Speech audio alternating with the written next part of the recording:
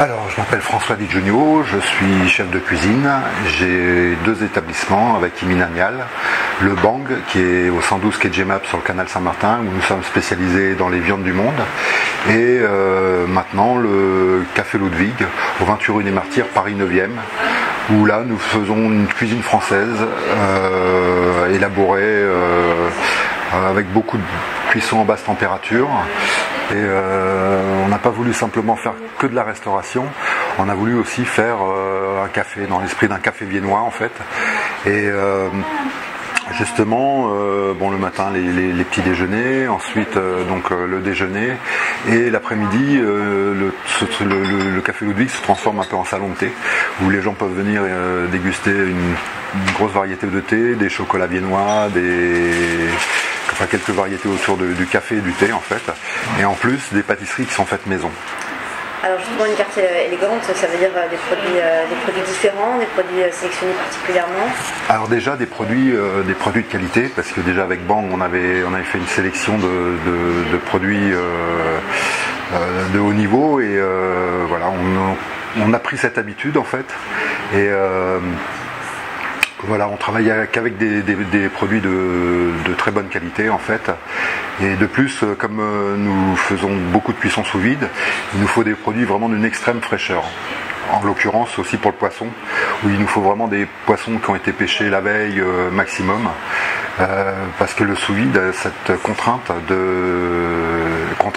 et avantage de mettre en exergue toutes les saveurs, et il suffit qu'un produit ait quelques jours en fait, ça peut mettre aussi en exergue le côté où le produit va sentir un petit peu plus fort que le produit quand il est vraiment en pleine fraîcheur. Alors quand on vient au Café Ludwig, qu'est-ce qu'on va déguster comme plat? Alors il y a toute une... en fait on n'est pas comme le Bang spécialisé dans la viande. On fait quelques viandes en effet, mais on fait aussi du poisson. On travaille beaucoup les légumes également. Donc en fait c'est une carte où tout le monde peut s'y retrouver. Comment ça fonctionne en fait le sous-vide? En fait le processus du sous-vide, c'est de prendre le produit, le préparer, l'assaisonner légèrement, le faire saisir pour le colorer légèrement, le faire redescendre en température, parce que pour faire un bon sous-vide, il faut le faire en dessous de 4 degrés. Donc une fois qu'il est redescendu en température, on peut effectuer un bon sous-vide. On peut éventuellement l'assaisonner, mettre un jus avec pour que il cuise dans son jus et que toutes les saveurs soient vraiment concentrées. Ensuite, une fois refroidi, on va passer dans la phase de la cuisson. Alors ces cuissons varient suivant les produits, on peut avoir des cuissons de 3-4 heures, comme on peut avoir des cuissons de 72-120 heures. Ensuite, pour continuer sur le processus, une fois que nous terminons la cuisson sous vide en basse température, il va falloir une redescente du produit en moins de 2 heures, le redescendre en dessous de 10 degrés afin d'éviter des développements bactériologiques. Ensuite, on peut effectuer le stockage en chambre froide. Avant l'utilité après pour les services et la remise en température. Et l'intérêt justement pour le consommateur quand il déguste le produit cuit sous vide?